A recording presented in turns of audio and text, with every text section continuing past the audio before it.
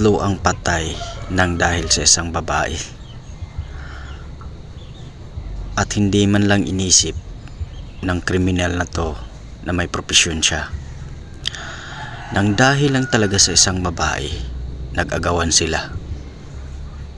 At tatlo mga kasama niya sa trabaho niya, pinatay niya. Dahil sa isang babae na may edad na. Ewan ko kung saan inilagay ng taong ito, ng kriminal na to, yung utak niya. Hindi niya inisip na meron siyang asawa at anak, at yung mga pinatay niya meron ding asawa at anak na naulila. Pareho sila. Sino kayang nanalo sa ginawa niya? Nanalo kaya siya? Sa tingin niya kaya nanalo siya? Hindi.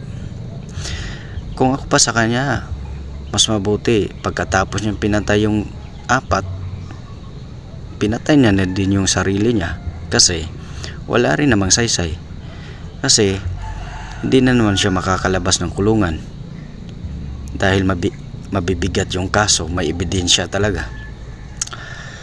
Nang dahil lang sa isang babae, buhay at tatlong buhay ang nawala at marami ang naulila. Ewan ko.